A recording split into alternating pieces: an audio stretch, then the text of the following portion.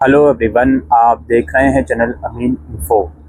SOL के PG में MA और एमकॉम की ग्रेजुएशन के मार्क्स के बेसिस पर जो मेरिट लिस्ट है वो अभी तक नहीं आई, और इसका सबसे बड़ा रीज़न ये है कि 2022 वाला जो बैच है जिसने 2025 में 6 सेमेस्टर के पेपर दिए हैं उनका रिजल्ट ही अभी तक एसओएल ने नहीं निकाला है। इस बीच काफ़ी बच्चे ये सवाल कर रहे हैं कि सर, एक तरफ इग्नू की भी एडमिशन डेट आ रही है, 31 अगस्त लास्ट डेट है, क्या वो डेट पड़ेगी?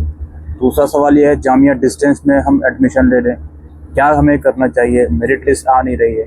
आइए थोड़ा सा विस्तार से हम इसे समझने की कोशिश करते हैं। मैं इस वीडियो में तीनों यूनिवर्सिटी में कंपैरिजन नहीं कर रहा हूँ, ठीक है। मैं थोड़ा सा डिटेल में आपको चीज़ें समझाना चाहता हूँ। रिसेंटली यूजीसी ने एक नोटिफिकेशन रिलीज़ करा था जिसके हिसाब से ओडीएल और ओएल मोड के जो एडमिशन होते हैं 2025 के, उसे एक्सटेंड करके यूजीसी ने 15 अक्टूबर कर दिया है, जो कि पहले 15 सितंबर थे। तो इससे ये बात तो क्लियर होती हुई नज़र आई, ये बात तो स्पष्ट होती हुई नज़र आई कि अभी एडमिशन में काफ़ी टाइम है। एसओएल को ये बात बखूबी मालूम है कि डिस्टेंस मोड के एडमिशन 15 अक्टूबर तक एक्सटेंड हो गए हैं, तो वो रिलैक्स बैठा है। लेकिन मुझे एक बात ये समझ में नहीं आती, खासतौर पर यूजीसी की भी, कि एडमिशन की डेट को इतना ज़्यादा एक्सटेंड क्यों करा जाता है।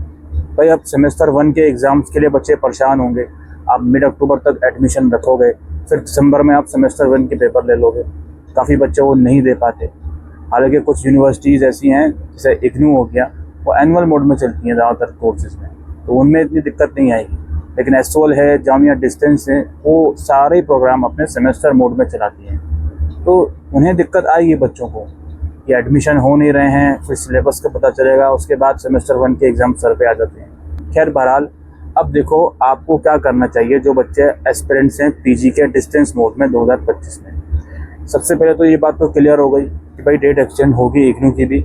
जामिया की डेट ऑलरेडी एक्सटेंडेड है, आई थिंक 20 से 24 सितंबर उनकी लास्ट डेट है, उसमें कोई शक नहीं है। नाउ मेरी एक बात आप बहुत ध्यान से समझिए, इग्नू में एमकॉम या एमबीए, अगर आप इनमें बीच में फंसे हुए हो, एमकॉम और एमबीए, तो मैं ये कहूँगा कि भाई इग्नू की एमकॉम और एमबीए की डेट भी बढ़ेगी, ऐसा ज़रूरी नहीं है। 31 अगस्त के बाद बढ़ भी सकती है, चांसेस हैं बढ़ने के, लेकिन ज़रूरी नहीं है, क्योंकि जो सेमेस्टर वाइज प्रोग्राम होते हैं उसके एडमिशन पहले ही इग्नू में बंद हो जाते हैं।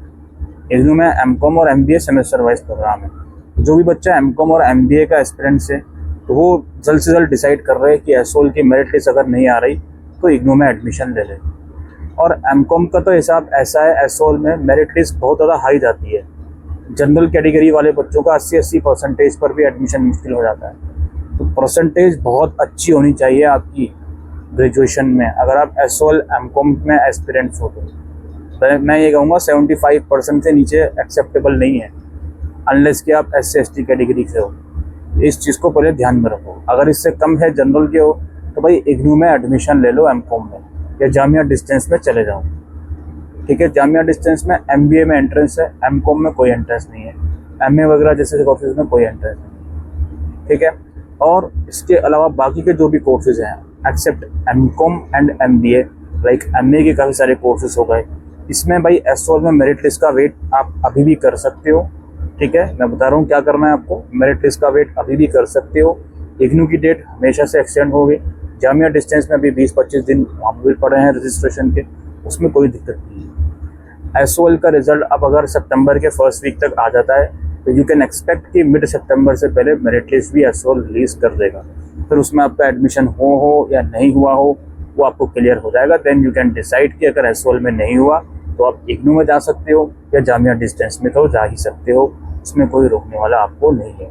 दोनों में डायरेक्ट एडमिशन, समझ गए। तो ये जो आपका बीच मझधार में आप फंसे हुए हो कि क्या करें क्या ना करें, एक थोड़ी सी मैंने आपको गाइडेंस दे दी कि भाई जो एमकॉम और एमबीए के एस्पिरेंट्स हैं उन्हें मैंने बता दिया भाई इग्नू में बंद हो सकते हैं एडमिशन 31 अगस्त के बाद, रिस्क है थोड़ा बहुत, लेकिन जो बाकी कोर्सेज के बच्चे हैं वो वेट कर सकते हैं मेरिट लिस्ट का, एसओएल का, और अपना डिसाइड कर सकते हैं। जो एमकॉम वाले बच्चे हैं, अगेन अगर परसेंटेज बहुत ज़्यादा अच्छी है, फर्स्ट डिवीज़न से ऊपर है, डिस्टिंक्शन से ऊपर है, सॉरी, तो आप डिसाइड कर सकते हो कि हाँ एसओएल के लिए एक वक्त पर आप इंतज़ार कर सकते हो। बाकी नहीं हुआ तो जामिया डिस्टेंस भी है, अगर इग्नू बंद कर देता है, ठीक है। और ये तीनों यूनिवर्सिटीज़ की वैल्यू सेम है। पर थोड़ा सा मैं ये आपको ये कहना चाहूँगा, जामिया डिस्टेंस हो उसमें थोड़ी सी प्रॉब्लम ये हो जाती है कि इन्फॉर्मेशन ऑनलाइन इतनी आसानी से मिल नहीं पाती। सब कुछ सही है वहाँ पर भी, लेकिन इन्फॉर्मेशन इतना आसानी से मिल नहीं पाती, वो बार बार आपको मेन कैंपस जाना पड़ सकता है। ये थोड़ा सा मैं कह सकता हूँ जामिया डिस्टेंस में डिसएडवांटेज। बाकी इग्नू का information system, online communication system सबसे ज़्यादा अच्छा है इन तीनों में। एसओएल, जामिया हो या इग्नू हो, ये कहानी है। एसओएल में बच्चे इसलिए भागते हैं क्योंकि उसके साथ डीयू का टैग जुड़ा हुआ है। तो तीनों की अपनी अपनी परेशानियां भी हैं, अपने अपने एडवांटेजेस भी हैं। आप डिसाइड कर लो आपको क्या करना है। जामिया का एक एडवांटेज और है, जामिया में ओएल सिस्टम भी है। हालांकि इग्नू में भी है ओएल सिस्टम, लेकिन हर प्रोग्राम में नहीं है। जामिया के लगभग हर प्रोग्राम में आपको कुछ प्रोग्राम को छोड़ के ओएल सिस्टम भी मिलेगा, जिसमें सारी चीज़ें ऑनलाइन होती हैं, एग्ज़ाम्स तक उसमें ऑनलाइन हो जाते हैं। ये भी चीज़ें आपको समझनी है। बाकी आप डिसाइड करो कि आपको क्या करना है क्या नहीं करना। एक छोटी सी गाइडेंस वीडियो में आपको देखने के लिए बहुत बहुत शुक्रिया। Thank you.